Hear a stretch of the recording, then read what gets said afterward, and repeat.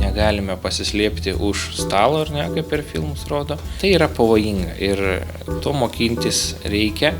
Siekiant ugdyti kvalifikuotų apsaugos darbuotojų kartą, atsakingai žiūrinčiai savo darbą, besivadovaujančiai įstatymais ir vertybėmis, Karaliaus Mindaugo profesinio mokymo centre organizuojama unikali mokymo programa. Ji skirta rengti kvalifikuotus apsaugos darbuotojus, gebančius vykdyti objektų, asmens ir turto bei renginių apsaugą. Apsaugos mokymo programa inicijuota yra darbdavių.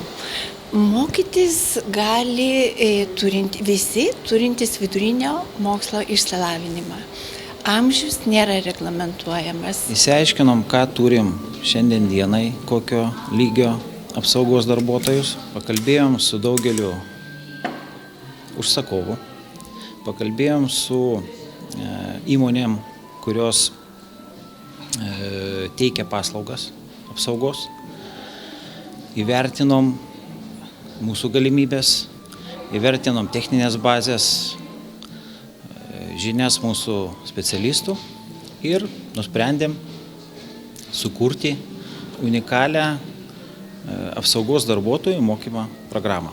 Labai norėjau išbandyti save, nes ir kaip pats ir esu kariškis, tarnauju metus ir jau 2 mėnesius ir tiesiog norėjau išbandyti save, ar tai yra sunkiau negu kario profesija. Šiai dienai, kas vyksta per žiniasklaidą, patys visi matom, ar ne, kad karinėje situacija jinai stiprėja ir apsaugos darbuotojas tai yra civilinis, kaip ir kareivis galima sakyti, ar ne. Tai aš manau, kad tai yra labai perspektyvi specialybė. Tiesiog man patinka tokie užsiėmimai, kaip šaudymai, šiaip patinka darbas su apsauga siejamas, su nusikaltėlių gaudymais ir panašiai. Daugeliui tai nėra pirmoji profesija. Daugelis turi jų ir aukšto mokslo išsilavinimą, ir magistro laipsnį. Kiekvienoje laidoje turim merginų. Merginos ateina, merginos iš principo yra kaip ir pagal gamtą drąsesnės.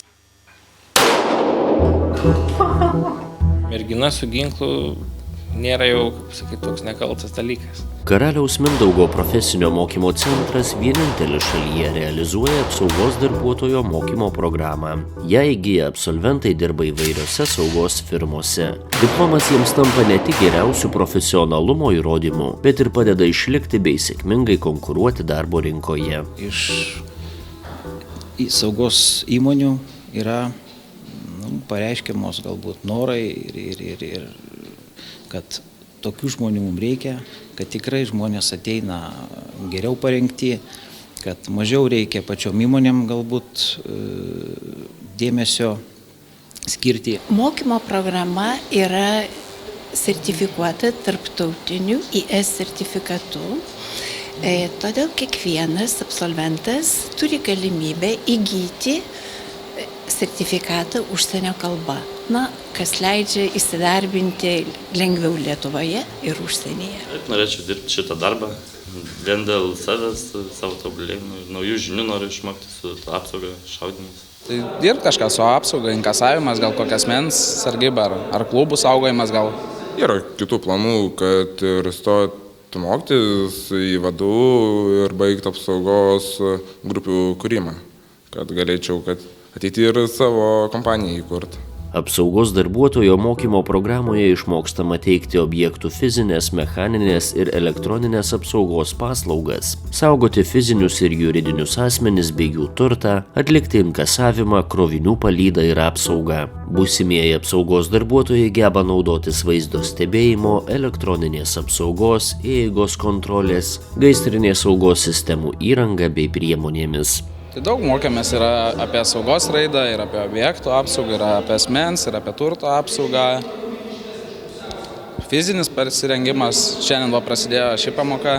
Daug visko ir viskas įdomu. Tam, kad galėtų vykdyti savo funkcijas tiesioginės, tai yra kažką tai apginti, kažkur tai iš objekto išvesti kažką tai sakysim, kada vyksta pasipriešinimas, sakysim, tai tam reikalinga savigyna. Jisai pirmiausiai turi mokėti pats nukristi, kad nesusilaužyt, sakysim, tai pirmiausiai pradedam nuo tokių dalykų, paskui einam laipsniškai toliau, tai yra ten metimus mokinam, sakysim, tai gynyba nuo smūgių įvairių, nuo spyrių tenais, paskui pereinam prie sulaikymo veiksmų, sakykim. Dirba psichologai, kurie mokina, kaip galbūt spręsti konfliktinės situacijas, kaip elgtis ekstremaliuose situacijose, kaip vykdyti inkasavimą, kaip vykdyti objektų apsaugą. Mokinamės, kaip taisyklingai šaudyti ir nepakenkti, ar ne, kaip išlikti gyviems susišaudimo atveju ir,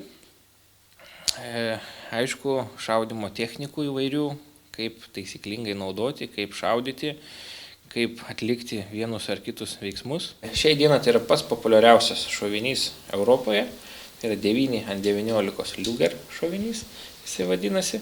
Iš 10 ginkluotų ginklų 8 yra ginkluoti šito šoviniu. Supažindiname studentus su šovinių rūšimis, ar ne, balistika. Didžiausią dėmesį skiriam pistoletams, ne, tai yra karo tipo ginklas, yra Čiuzetas 75 ir Zigzaueris 226. Įgyję apsaugos darbuotojo kvalifikaciją, asmenys gali dirbti apsaugos darbuotojais privačiose saugos tarnybose ar struktūriniuose padaliniuose.